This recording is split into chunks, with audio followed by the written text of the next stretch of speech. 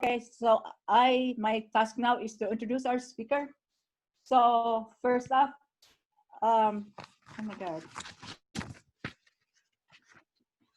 First off, I would like to thank Dr. Elisa Fernandez for agreeing to give a presentation on this, what I consider a very difficult and challenging topic. Do Black Lives Matter to Filipinos? Dr. Elisa Fernandez, or as we call him, Eli Fernandez, is a professor of constructive theology at the Theological Seminary of the Twin Cities. He is an ordained minister of the United Church of Christ in the Philippines. And since 2013, he has been the president of the Union Theological Seminary of the Philippines, located in Dasmariñas, Cavite, the oldest Protestant seminary in the Philippines. It is the union of the United Church of Christ and the Methodist Church. Eli graduated from this seminary.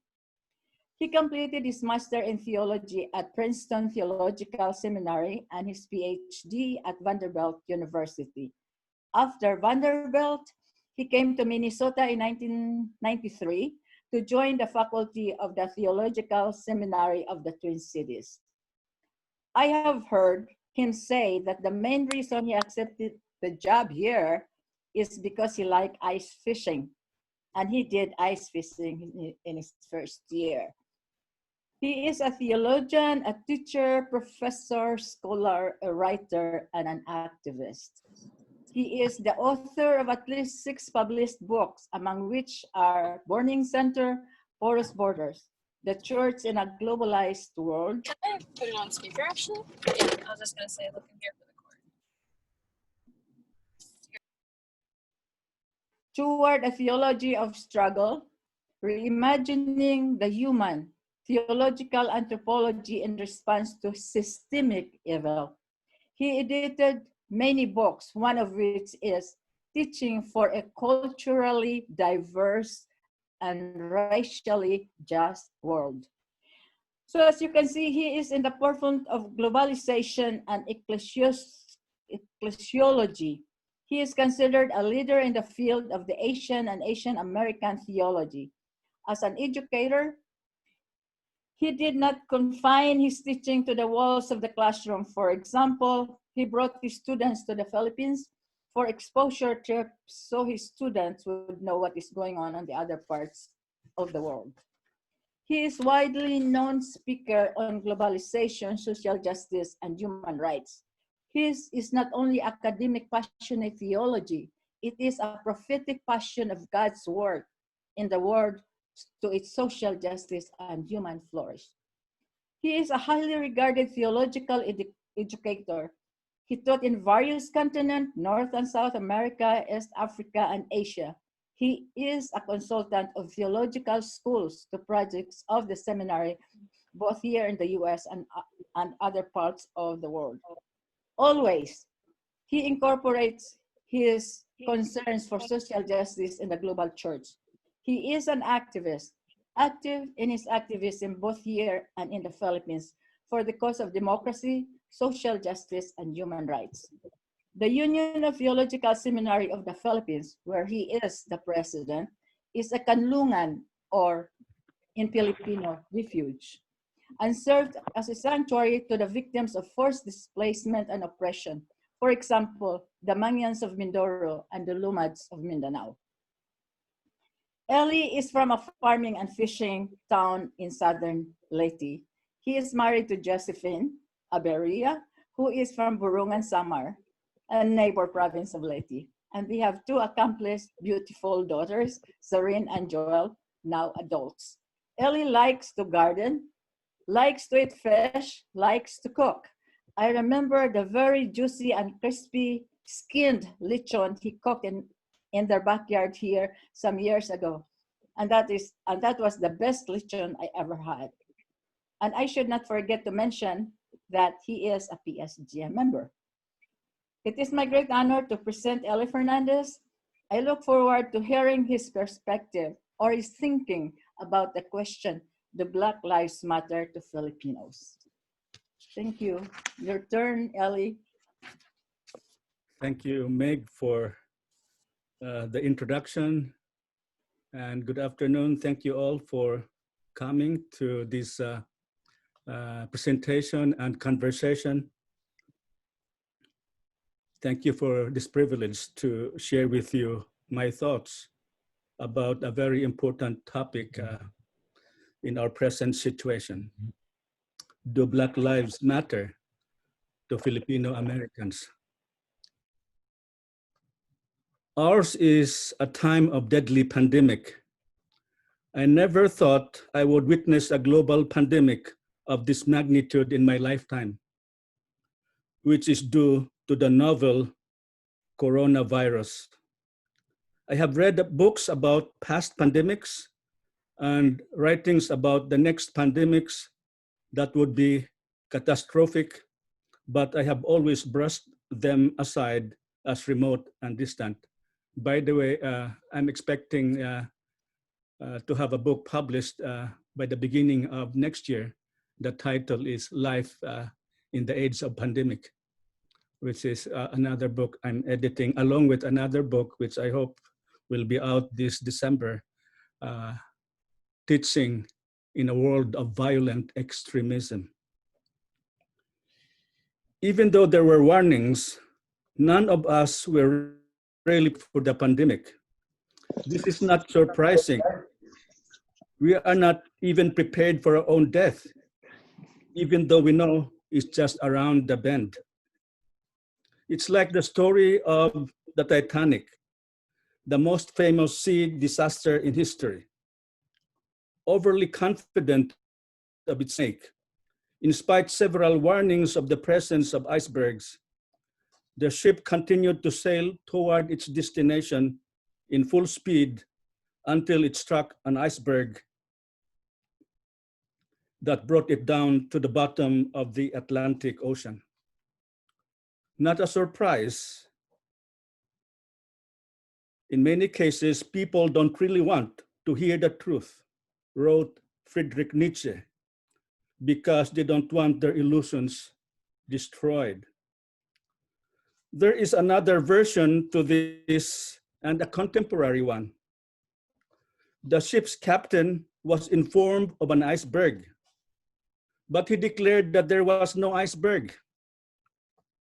It was fake news, and later said that it was on a different ocean.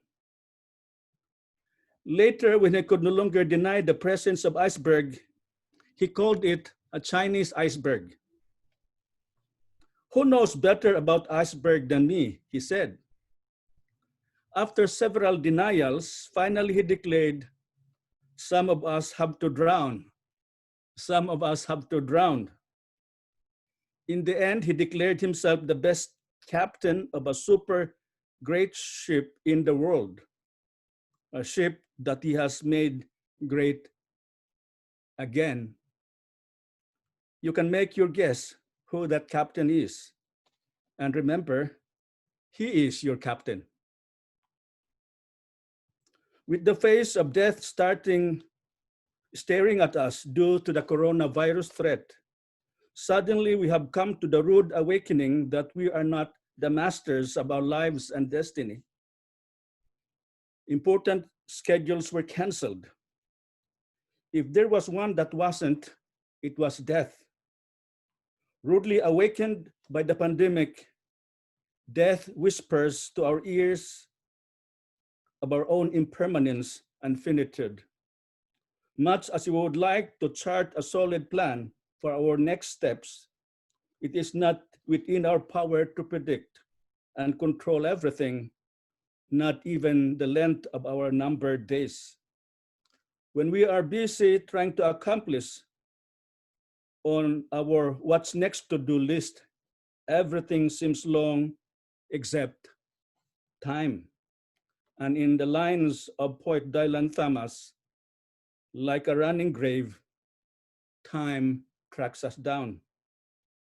No doubt the virus has been labeled novel, has upended or turned our world upside down. Perhaps it is novel in one sense, but not completely.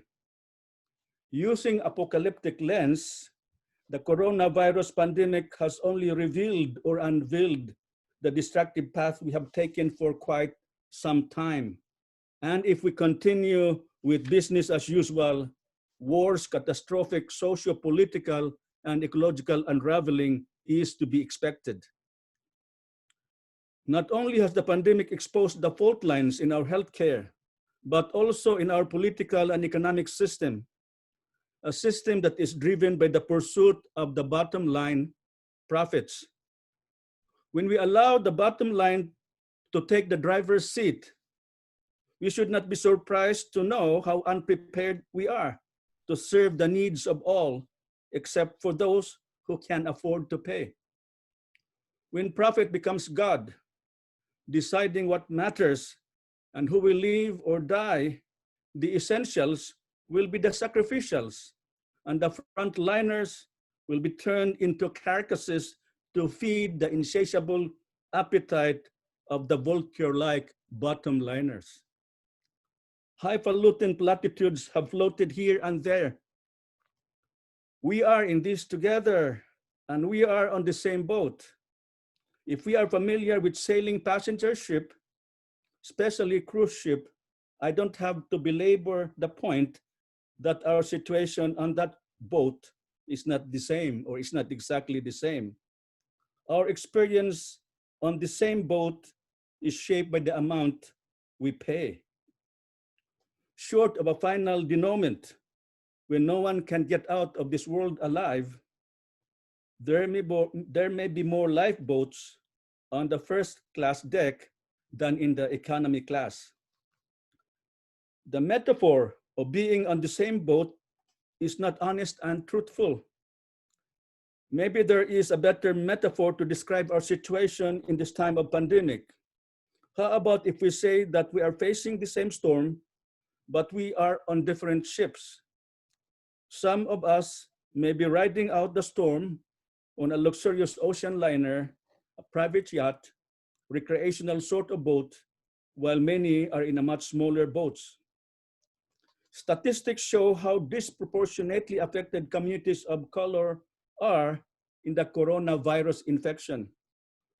Although they only make 13% of the population, almost 30% of US patients are Black. The share of cases among Latinos is also disproportionately high. This tells us that although the coronavirus is a physical disease, how it has impacted the population reveals that it is a socio-political disease, particularly the presence of racial disparity. And recognizing how deeply embedded Filipino Americans are in the healthcare system, they account for 35 of COVID-19 deaths in California's Asian population. As if the novel or the not so novel coronavirus were not enough, recent events have only heightened our awareness of a pandemic that has been with us for a long time, a pandemic that has wrecked many lives over the years. Many have said that we are facing double pandemic, COVID-19 and racism, which is undergirded by the ideology of white supremacy. This can be expressed in many ways. There's COVID-19 and there's COVID-1619, the year when slavery came to America. Or as someone said on Facebook, Corona is the virus, racism is the pandemic. And as suggested by many, I would like to add a third to make it a trinity of pandemic. You have coronavirus, you have racism, and stupidity, which according to Dietrich Bonhoeffer, a theologian who participated in the assassination plot against Hitler, according to him, stupidity is more dangerous than malice. Against stupidity, we are defenseless. exposing the long-time pandemic of white supremacy and triggering social upheaval that has raged like fire across the land of the free and home of the brave, and even beyond to foreign shores, including New Zealand, Australia, Great Britain, Canada, Israel, Palestine, is a mass movement whose fire is fueled by a long and haunting history of dehumanization and subjugation of the Black people, which has come to expression most recently and prominently under the banner of Black Lives Matter. As a movement, Black Lives Matter gained impetus and momentum in recent months due to a spate of killings of Blacks, starting with the killing of Trayvon Martin and the acquittal of George Zimmerman, to the killings by police officers of Michael Brown, Ferguson, Missouri, Eric Garner, New York City, Walter Scott, North Charleston, South Carolina, Freddie Gray, Baltimore, Ahmaud Arbery, Breonna Taylor, and more recently, the killing of George Floyd by police officer Derek Chauvin in Minneapolis, which has sparked national and international protests. An estimated of 15 million to 26 million people participated, though not all are members of the organization. In the 2020 Black Lives Matter protest in the US, making Black Lives Matter one of the largest movements in US history. In the few weeks following the killing of George Floyd, protests came in waves across the US and beyond, and smokes from burning buildings could be seen across the skies of the proud cities of our groaning and bleeding land. And along with the burning was rioting as well as looting. As you must have expected, everyone was not enthusiastic. And there were those who saw this protest as threats. In short, there was a backlash. Violent reactions are too obvious to miss, such as the show of force by white nationalists with their high caliber guns, which the police and federal agents greeted with a smile. And there were these nasty and sometimes gun-toting Karens and Chads. You have, of course, your captain who is sending secret police to cities with protest, which he said was going to hell, to instigate violence and gain political score for his slumping popularity in opinion polls. Also, he has sent the National Guards to cut through protest like butter. I'm not surprised at all that brazen and violent reactions are coming. But what disturbs me the most, and what we should be more critical about, are the reactions of those who present themselves as morally decent and purportedly peace-loving people, who have been dismayed at the looting, the rioting, and the burning of properties. I truly admire those who are striving to give fragile expressions of their dreams of a new tomorrow, even in the most challenging situation, especially when their acts of social activism have put their precious lives at risk. I understand that when we are walking for peace, the walking itself must be peaceful. They have my great respect.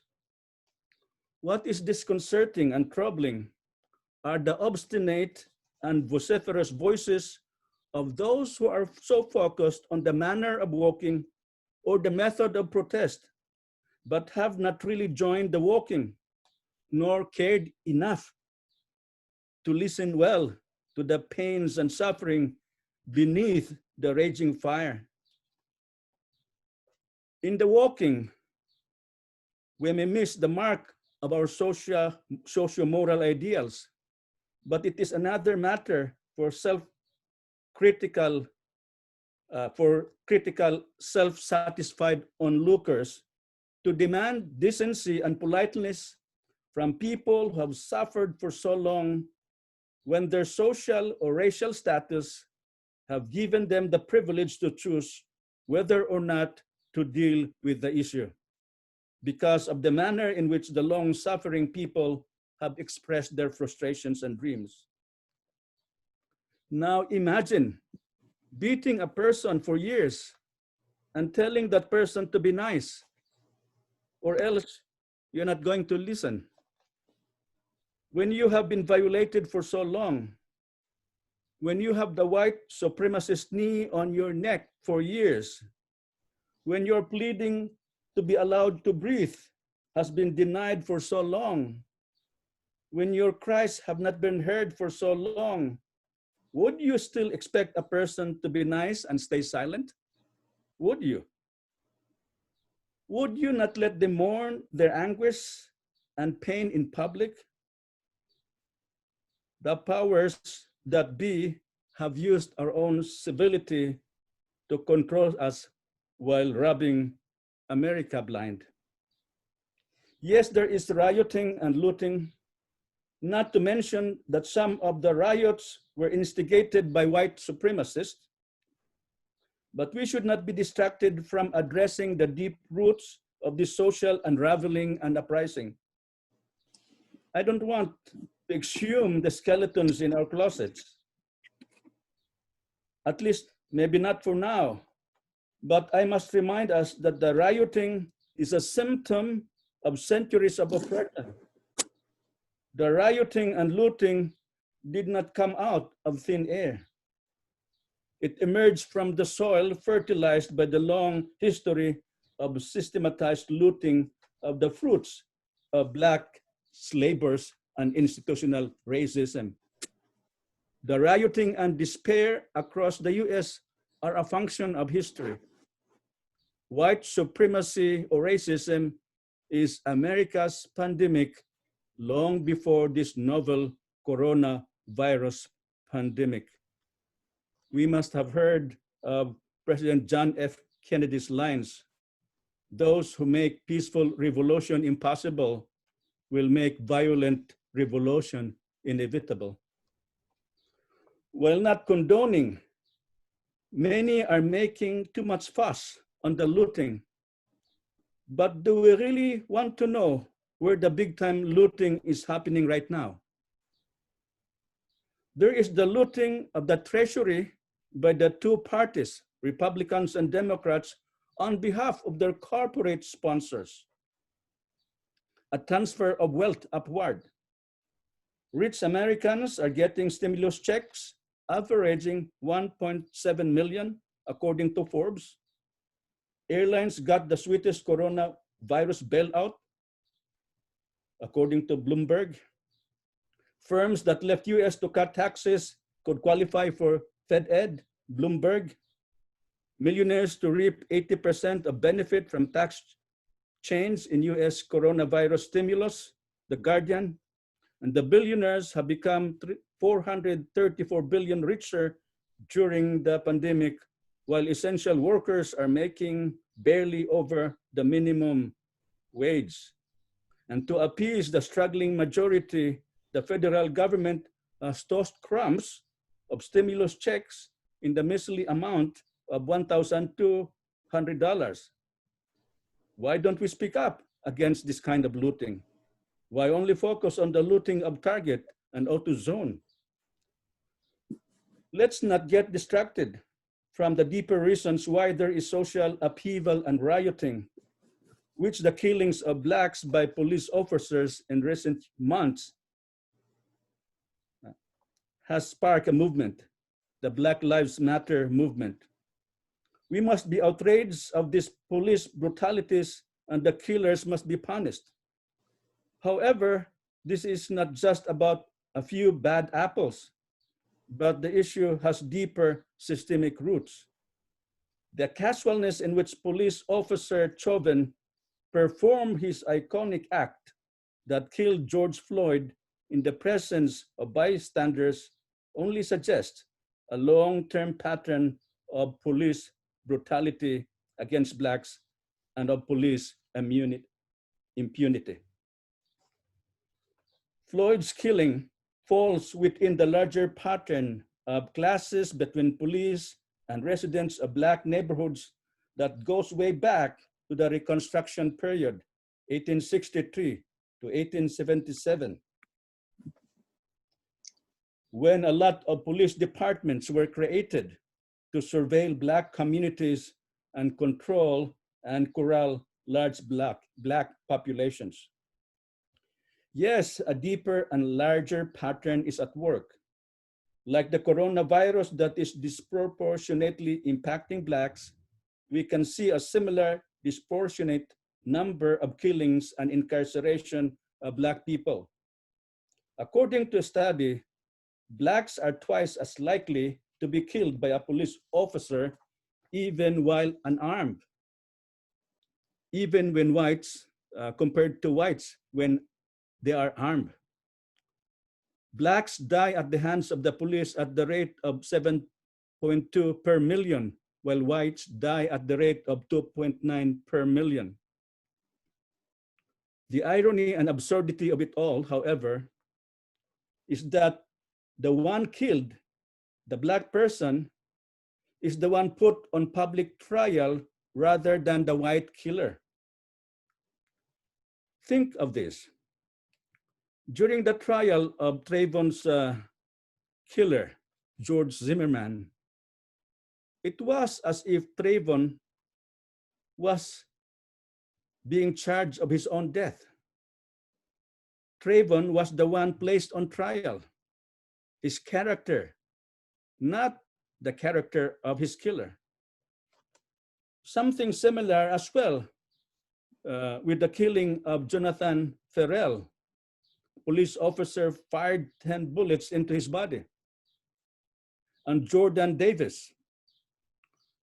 Jordan Davis did not have a gun, and he was killed with his back to his killer. A plea for self-defense was more than enough to hang the jury.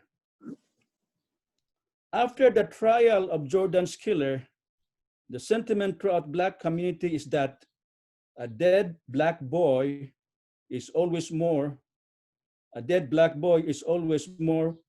for his death than his white killer, more responsible for his death than his white killer.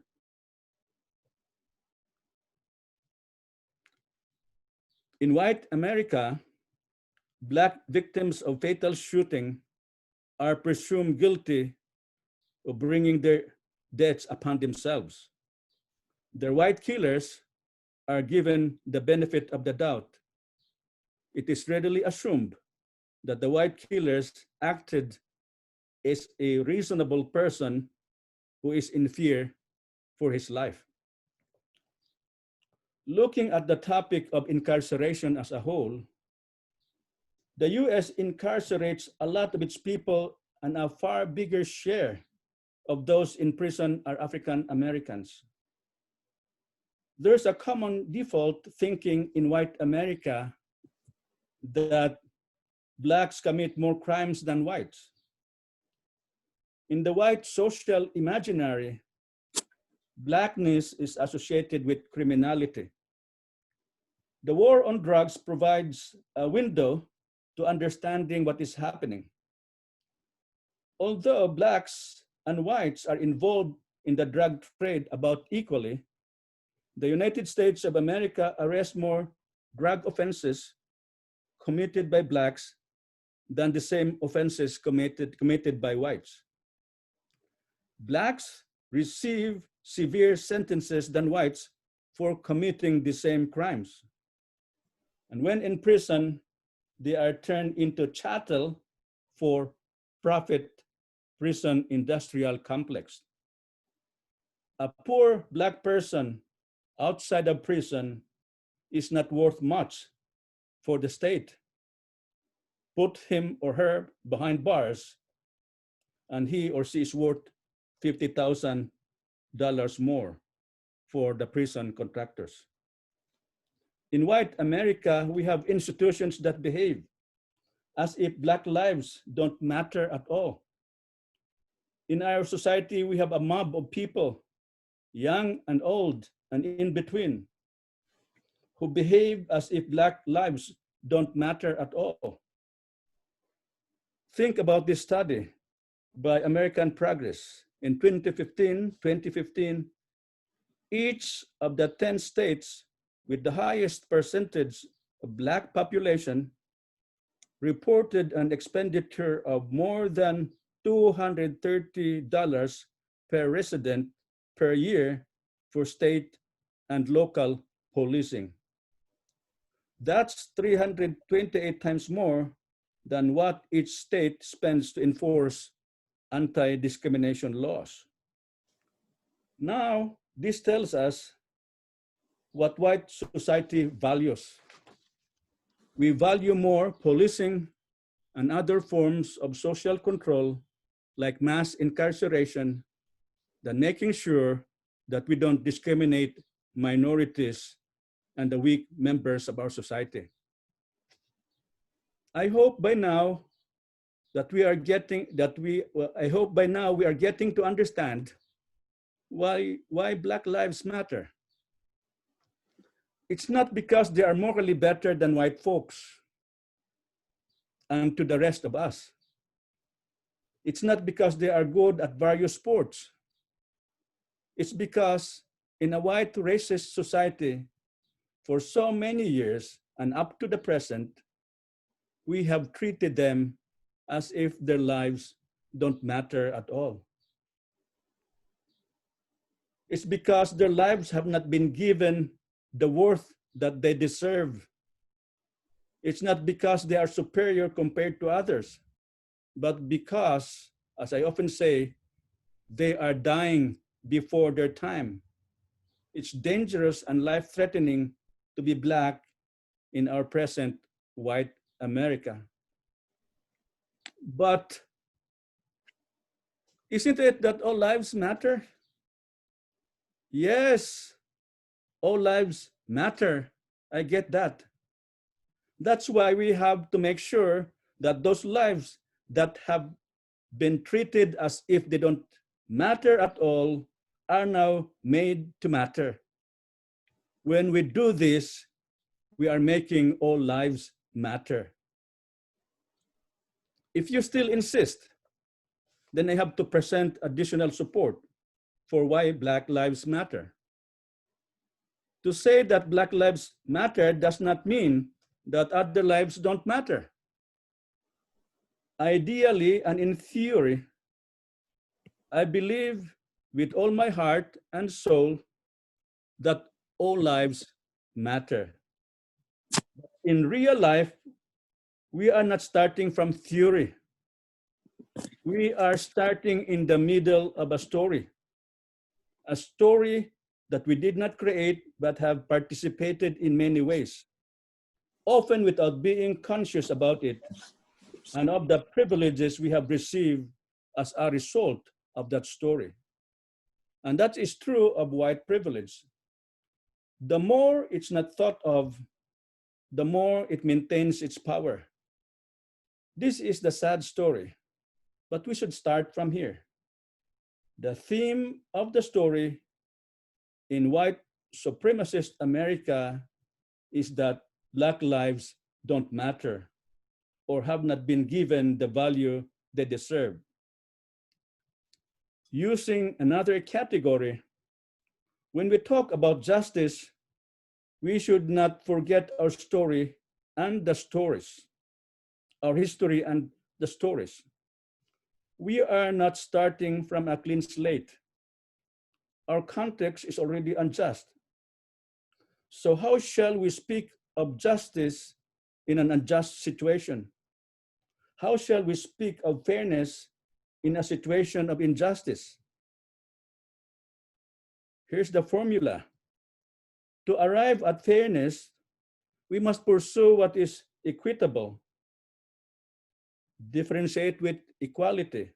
To arrive at fairness, we must pursue what is equitable. Equal distribution of goods in an unjust situation only perpetuates the already unjust system. To correct the inequality and injustice, we have to make a move. And this is what we call preferential option for the least. To use a more mundane example, in a car accident, one person is struggling for his life while two of his companions had small bruises. Which one would you give priority attention and care? Not that the lives of the two don't matter to you, but you focus your attention on the one who is struggling for his life. You would, without delay, call for help, isn't it? I assume that you would not say, it doesn't matter if he dies. After all lives matter. It appears so obvious, yet white America has a hard time seeing what is wrong. Why is it that white cops can easily get away with the murder of black bodies? Why it's so banal for white America to put more black bodies behind bars? Why it is so ordinary for white America to act as if black lives don't matter? Why? At the core of why black lives don't matter much in America is the myth of racial superiority, or more pointedly, of white supremacy, that gave way to the grand narrative of American exceptionalism with a manifest destiny.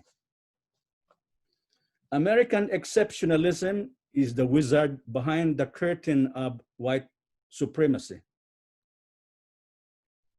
White supremacy protects American exceptionalism, and the narrative of exceptionalism shelters whiteness. Even when America is involved in crimes against humanity, America's exceptionalism protects or veils American conscience. For as a chosen nation, it can't at its core be wrong. There are cases when it does some horrible acts, but we say that's not American. The outliers and the aberrations do not belong to the core of America's identity and American tradition because it is exceptional and chosen. Unfortunately, even President Barack Obama fell into this trap when in some of his speeches, he would speak of America's acts of violence and terror are not American.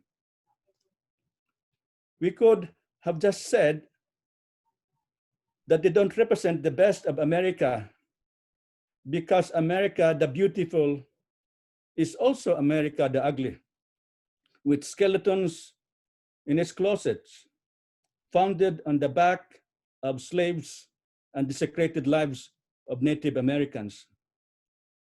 The Pilgrim's Exodus may be viewed as a liberation from the tyranny of the old world. But there is no exodus without isodus. So the word isodus, exodus and isodus, which is the occupation of other lands that are not terra nullius or uninhabited. On the flip side of exodus is occupation. American exceptionalism and chosenness blinds us to the other side of America, its own sins. American exceptionalism and chosenness blinds us to the other side of America. American exceptionalism, which is framed by binaristic thinking of good and evil, puts America on the side of good, and anyone who or that opposes it belongs to the axis of evil. At a deeper level, to say that all lives matter in the presence of lives that we have treated for so long as if their lives don't matter is a function of white supremacist and exceptionalist thinking. And saying that all lives matter in the form of denial, it is saying that all lives matter is a form of denial. On the surface, it looks benign and supported by good intentions. In the context of white America, it is a function of white privilege. White privilege provides white America a lens that does not see color. White America is colorblind when it comes to race. White America projects this color blindness to the realm of religious discourse. And we often hear preachers saying that color does not matter in the eyes of God. God does not look at the color of your skin, but your inside. Well, certainly our worth is beyond the color of our skin. But how can God love a person of color whose color has been a point of oppression and suffering? Shall God say, your color does not matter to me? To think of God as colorblind is to think white. Whites can ignore their color because their color is not an entry point of their oppression and suffering. But this is not so with people of color, or blacks in particular, who have suffered because of their color. A God who does not see the value of their color is not my God, for it is a God of whiteness. Filipinos have participated in this idea of color blindness. And color blindness, which is an expression of white privilege and white supremacy, is highly contagious. And it's much more difficult to eradicate than the coronavirus. It has spread beyond its shores to the far-flung country known as the Pearl of the Orient Seas. And long time before they arrive at the shores of America, America has already captured the hearts and imagination of Filipinos. I too am a part of that captured heart and imagination. So we need liberation from this mentality we call mental colony, and expose our participation in white privilege, which not only undermines humanity, the humanity of Black people, but all people of color, including the humanity of whites. Although victims, we have invested in preserving the system because the maintenance of white hegemony gives us hope that someday, if we just work hard and play by the rules, we'll become like them. So we must all wake up and resist white supremacy until the day when we can truly say, along with Martin Luther King Jr., that we will not be judged by the color of our skin. Until white supremacy continues to reign, we will always be judged by the color of our skin, and with those who have colors denigrated and pushed to the bottom rung. In the context in which Black lives have not been given the value that they deserve, our choice, if all lives really matter to us, is to be in solidarity with those whom our society has treated as if their lives don't matter. If we are serious about making all lives matter, we must choose to stand and help uplift the lives of those whom society has not given their true worth. I know that the struggle is long and protracted, but we must persevere and continue. We should continue to believe that the arc of the moral universe is long.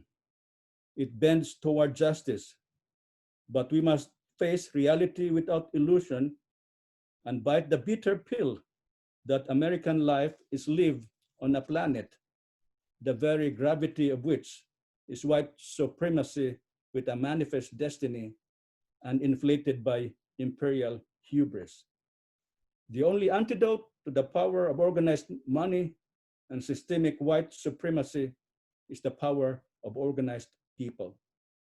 And following Thich Nhat Hanh, if we are a drop of water and we decide to arrive at the ocean as an individual drop, we will surely evaporate along the way. To arrive at the ocean, we must go as a river. Are you ready to go as a river? If so, let's go. Thank you.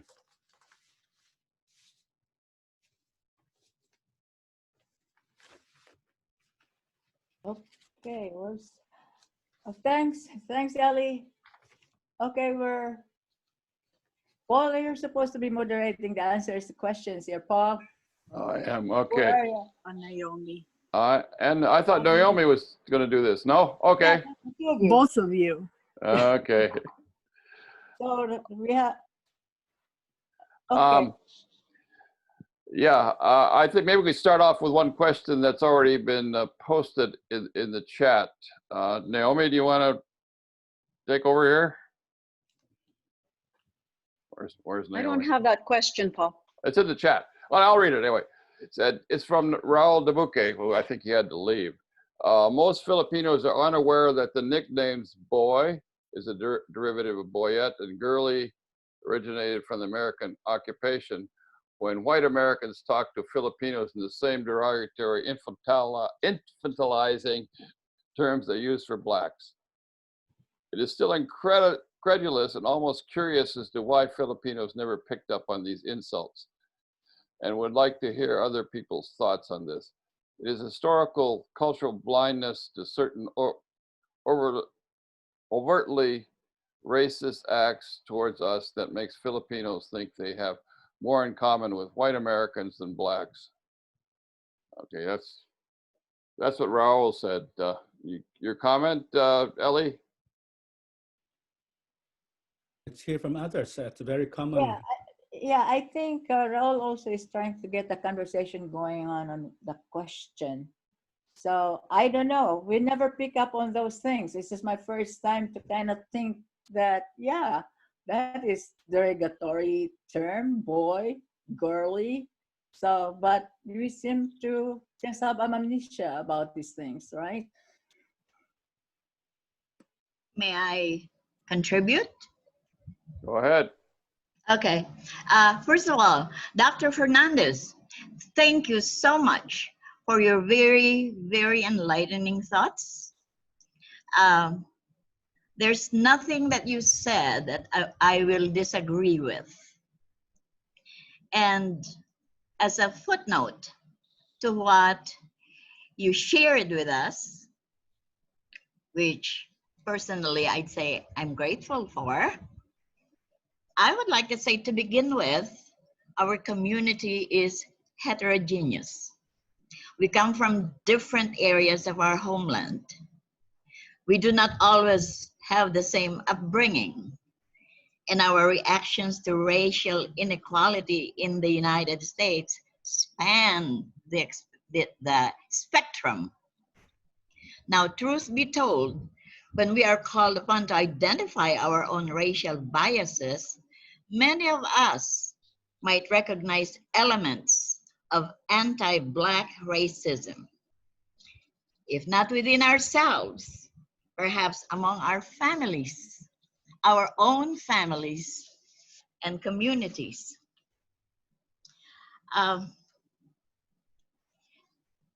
Filipino Americans, I am not singling out anyone, but I am considering myself one of them, unfortunately, have stood on the sidelines and watched as Black Americans are murdered for too long. We exculpate ourselves because we only passively witness racism by others, failing to admit that we are just as responsible as the perpetrators themselves because we do nothing to stop it. Meanwhile, we repeat destructive Black stereotypes around the dinner table, often in our friends and neighbors' languages, passing them down through generations. And even as our friends and neighbors grapple with their white guilt, we have felt no such equivalent Asian guilt. So I agree with you. It is time for us to acknowledge our role in perpetuating anti-Black racism and do something about it. And I'm not insinuating even that we go out there and burn buildings and banks and shopping centers and all that. But my point is that we can help with this movement by doing positive reforms. And that's where I stand. And again, thank you for all that you said. Welcome. Thank you.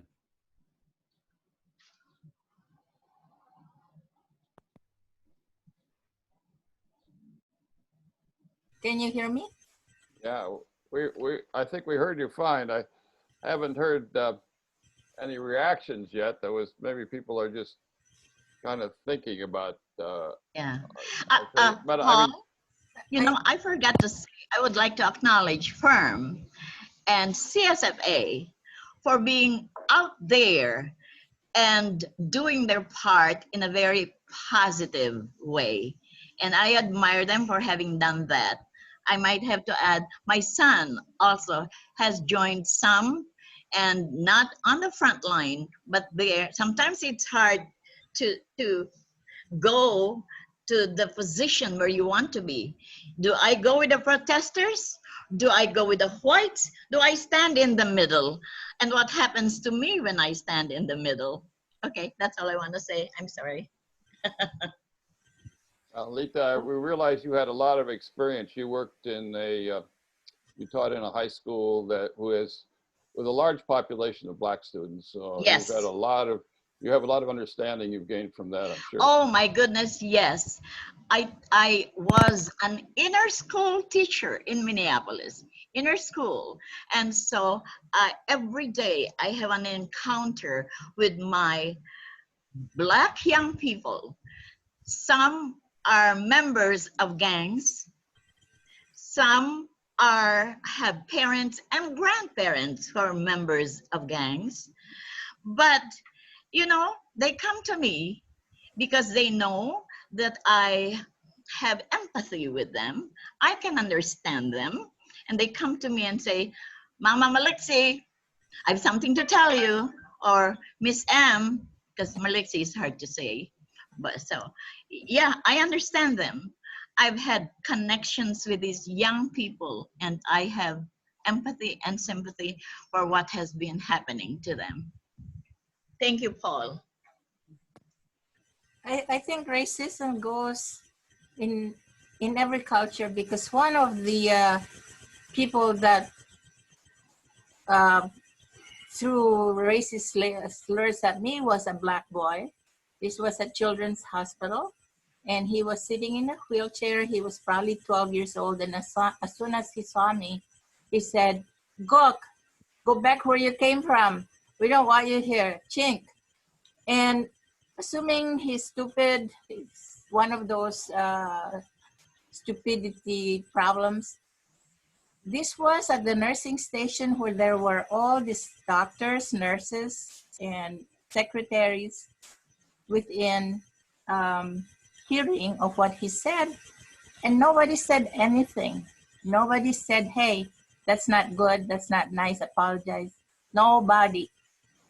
So, and then in many other places, as I worked as a nurse around the country, I experienced racism mostly from whites, but I bring out that even Blacks have these things against other races. So it's in every culture, it seems. It's systemic.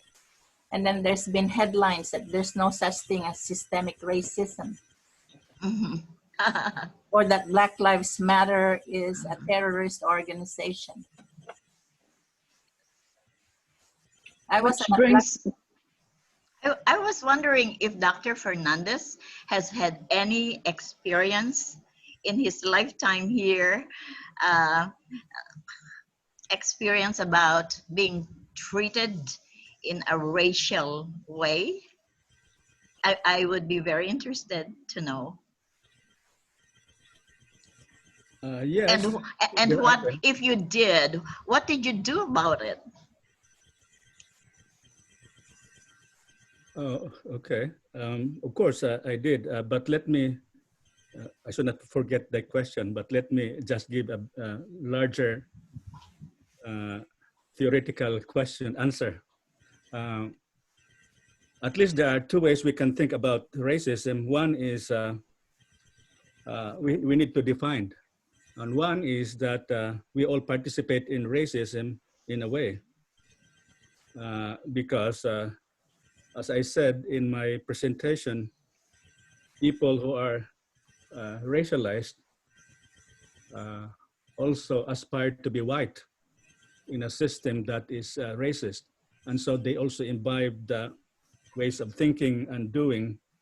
And so they also participate in that, because white racism for them is offering hope that if you behave and you do well, someday you will be accepted into the white circle and will become like them. But I said that it's a form of sin. It's missing the mark, because no matter how hard you try, but if the normative human being is white, you will always fall, you will always miss the mark. That's what we call in theology as amartia, or sin. It's missing the mark, sablay in Tagalog. Sin can be interpreted as sablay. You always miss the mark because the normativity, the normative human being is whiteness. So even as you continue to aspire, you still fall short, but you participate in the racist system. But another way of looking at racism is that racism should be distinguished from bigotry. Bigotry is the different from racism. Uh, all of us have this form of bigotry, a form of thinking that is so narrow, and because it is particular, we raise it to the level of universal, as if we all think that way. But one way of defining racism is that, or prejudice. We all have prejudices, but what distinguishes racism is that prejudice plus systemic power equals racism. You may have prejudice against somebody because you have participated in the system of racist thinking, but you don't have the structural power or the systemic power to impose your prejudices. So racism is prejudice plus power. Can people of color participate in racism? Yes, they can participate in racism, but they are not the main beneficiary of racism. In relation to your question about experience, I think some obvious reasons for that, very obvious examples are when you are stopped by a police officer. With me seeing lots of people killed by police officers, I have to learn to drive while collared. And I have to be very cautious of that. And the way the police officer asks you a question is very much different when I am in company with my son-in-law who is white.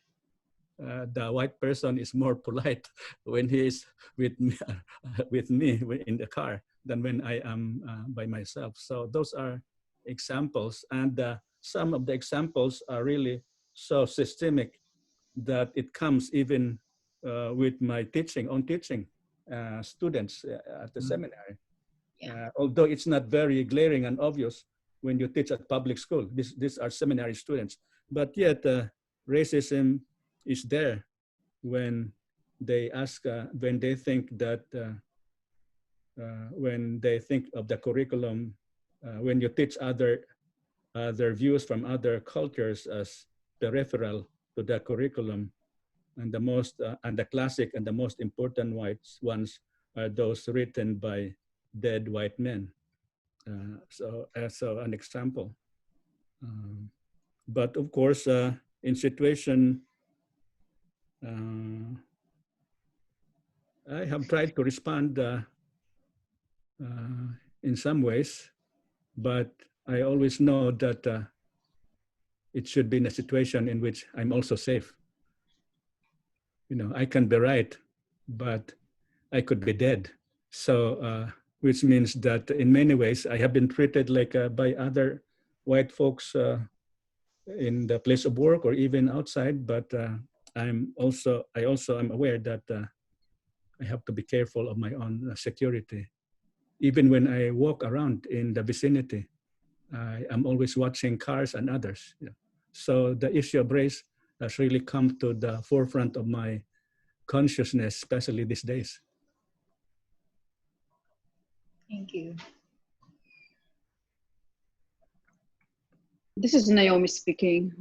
If Black Lives Matter movement refers to slavery as the original sin in American foundation, how do we ever overcome this? We're constantly reminded that it's the original sin. Ellie? Oh yeah. So for me, there will be multiple approaches to that. Multiple approaches, of course, education is one, and the education should include individual transformation and systemic change. At least when you have right policies, the person may not like you, but at least he is prevented from killing you. So laws, you are not expecting white people to really like you, but at least you have the white system. The system prevents you from being killed for that purpose. So one is to say that we engage in education to undo racist thinking, and that part is very important. I'll go back to that. The other one is we have to study the development of slavery in America. That of course they came to the U.S. Chattel form of work, but it was connected to the issue of and slavery was the part of the development of the economic interest of the nation. And even police officers and the development of CIA was based on protecting the properties and economic interest of white people. So we cannot divorce the question of racism to the issue of the development of the economic system also in the US. But another part of my work in terms of undoing racism is to critique, for example, this white supremacy, especially in the field of my concern, which is systematic theology. What is, for example, we normally say that in God, color does not matter in the eyes of God, which sounds like similar to, we say, all lives matter. Color does not matter in the eyes of God. But when you are violated, when you are oppressed because of your color, why should you say that color does not matter in the eyes of God? If color has been a point of entry of your pain, God must identify with that pain and God must be with you. So I don't think of God as one who does not recognize color, but for me, God is not colorblind, God is colorful, and God is color loving, and God would be pissed off if we pass by the color purple and not notice it. So I work in the realm not only of economics and politics, but how those views that promote white supremacy is supported by religious and theological language. That's why I'm still here in this work of undoing racism in the realm of theology, because once thinking is supported by religious convictions that this is designed by God, it becomes more difficult to change. So for me, to to work in the area of theology is to work in a realm in which the struggle has to be waged even in the theological arena. We got, I'd like to take two more questions. There's one in the chat, but first, Ellie, I'd like to ask you if Filipinos can you use, I would say, the fact that the treatment of the Filipinos over the colonial period by the Americans has been deeply entrenched in a racial bias, most strongly exhibited in their treatment of farm workers in California, but all the way through treatment of farm workers in Hawaii, and also the treatment of many of the Filipinos in the Philippine-American War and subsequent to the formation of the Philippine Scouts and the whole colonial era. I think there's some amnesia in your culture, it seems to me anyway. Yeah, I use the ideology of basically white supremacy and the notion of American exceptionalism, which is wedded to economic interest. They are wedded to economic interest, so that even when you engage in colonial expansions, like wherever civilization is, there is also colonization, and there is, of course, Christianization. So Christianity, in my case, in my way of understanding, has become a conduit to the notion of American supremacy and white supremacy and exceptionalism. The trick with exceptionalism is that, and this is what even Barack Obama said, that anything that we do that is bad for the world is not truly American. It's not truly American. So any outlier or an aberration of that is un-American. For me, that's a very dangerous way of thinking, and it's founded on American exceptionalism, because it tells us that America at its core is really good. It can't be wrong. If there are violations, it's an exemption. For me, I would like us to really say that our self-identity as a nation is constructed on multiple interests. And it's not pure like a binaristic way of thinking, like good and evil. Even in the formation of the Constitution, it's already founded on ways of thinking that perpetuated slavery and control of property. So for me, one way to undo binaristic way of thinking that elevates whiteness as noble and good at the expense of others is to problematize our notion of identity by saying that we really have a checkered history. The good, the bad, and the ugly are all part of that formation of the United States of America. And because we see it as exceptional and chosen, that contributes to our forgetfulness that we are also involved in, that at our very core is also the ugly side of United States of America.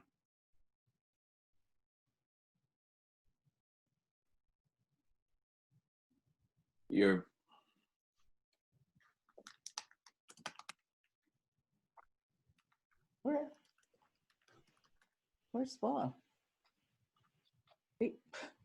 I forgot to unmute myself. Yeah. Hey, yeah, okay. Oh, Paul, I think it's Yeah, time. yeah. Well, I know, but we have a couple more questions here. I think we could just get these quickly. One follow-on to the question you just answered is, Digna was asking, how do we work on reteaching our history so that we unravel our colonial mentality brought about by our Western white-based education? Good question. Yeah, that's a good question. So one is, of course, we have to make sure how we understand for me, I spent so much hours actually on the question about ways of seeing and knowing. How we see, the question of epistemology, our method of seeing.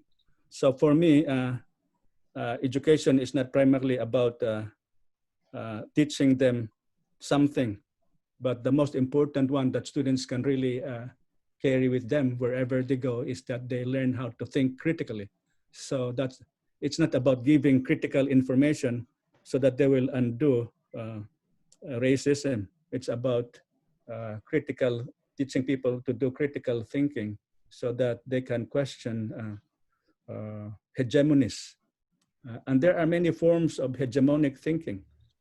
So it's not just one: racism, classism, sexism, and heterosexism, and others.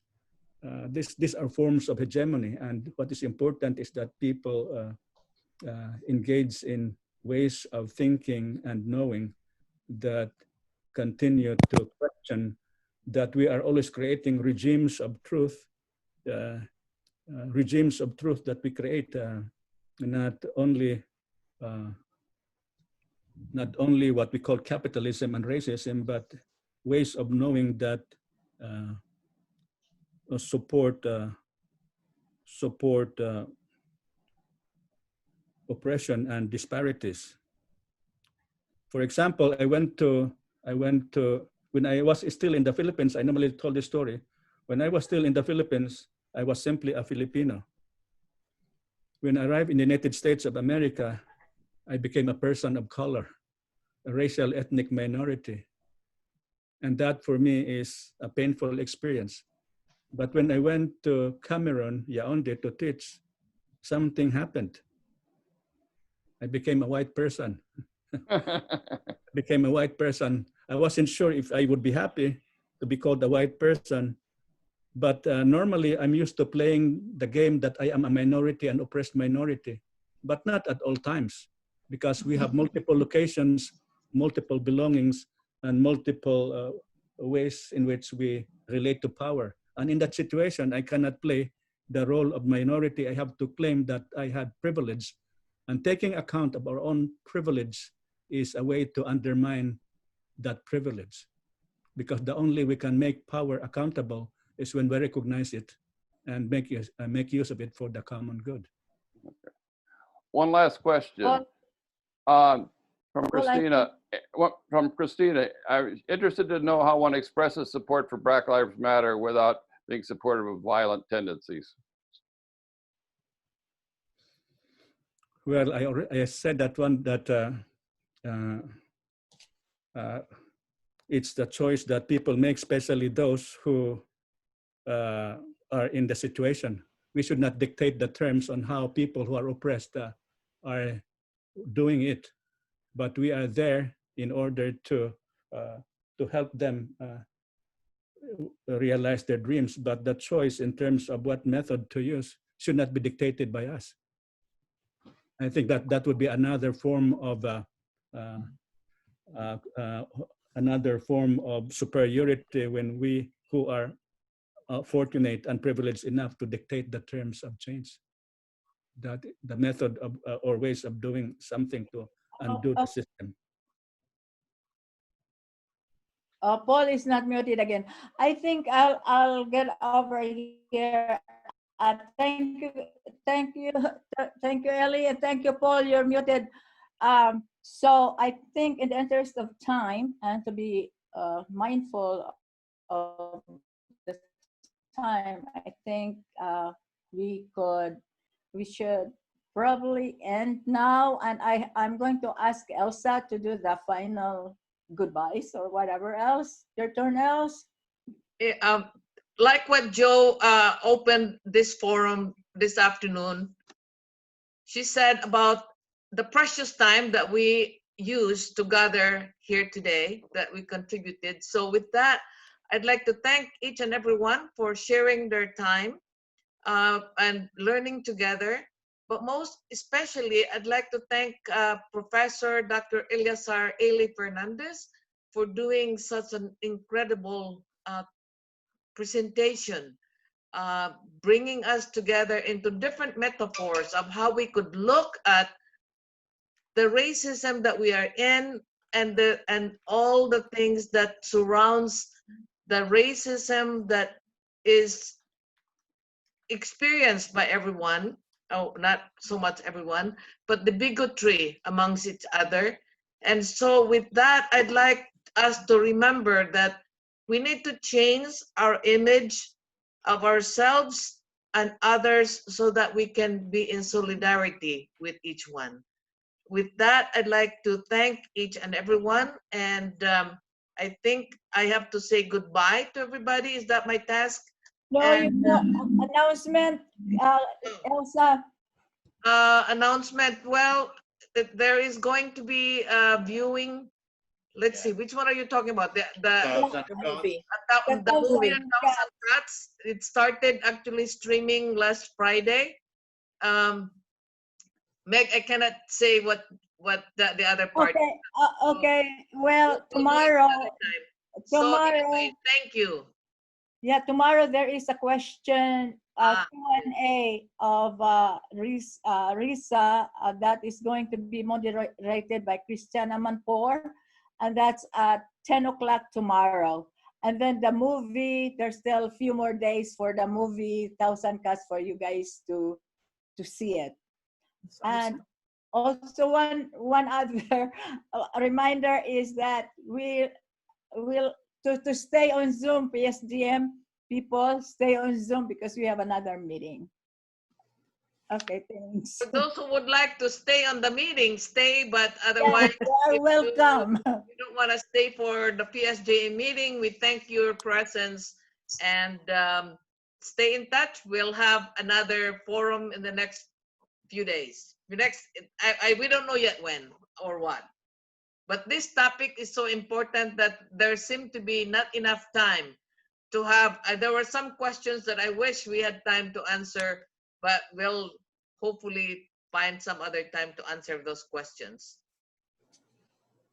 If you need some further conversations, you are always welcome to dine with us or fellowship with us or invite us for some walks. We are aware we need to be physically distant, but we can have protocol on how we can still meet together, you know, just be at a park, open spaces or whatever.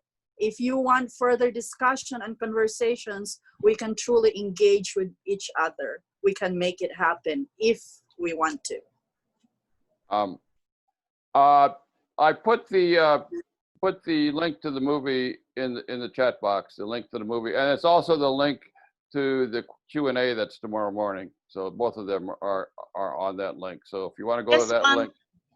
Just want Meg and Joe to know that I have money from FMA for our J1 workers in case you need it. Thank you, Tita. Yes, yes. Thank you. So, I'll text you sometime. Okay. Okay. All right, thanks. Yeah, I Bye. told you about it.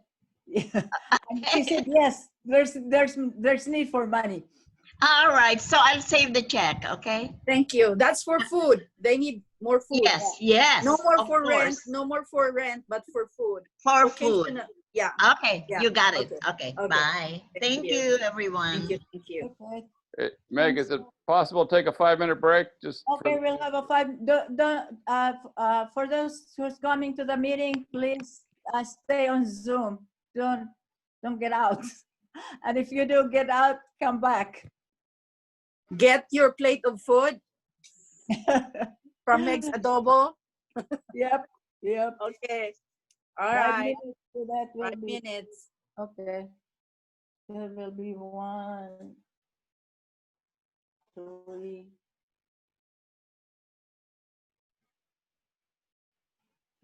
7, 307.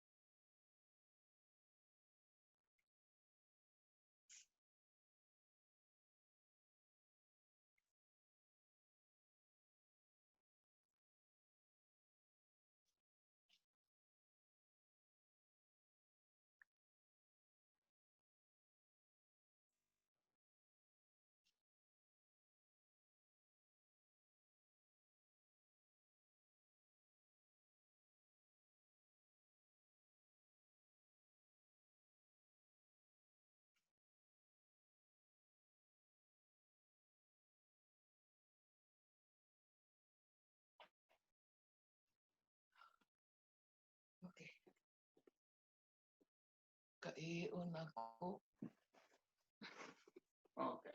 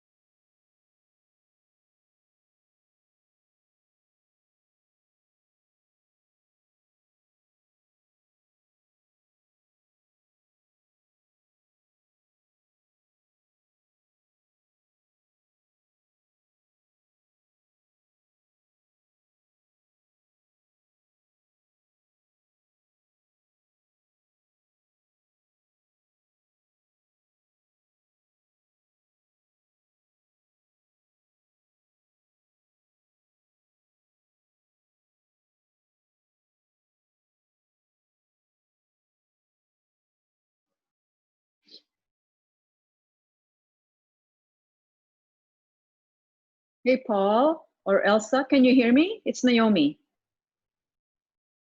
Yes, I can hear you, Naomi. Okay. How do I get a recording of what just of this? Paul would have to, it takes a little bit, but Paul will have to save it and then post it and save it as a YouTube. I Yeah. see. Okay. Okay, Then, the problem, then the he problem, he can send you a link. Naomi didn't really get the whole thing because he started late. It's still Because, recording. He should yeah, shut it off now. he didn't get. Paul, stop recording. Paul Bloom, stop recording. Yeah, it's still recording.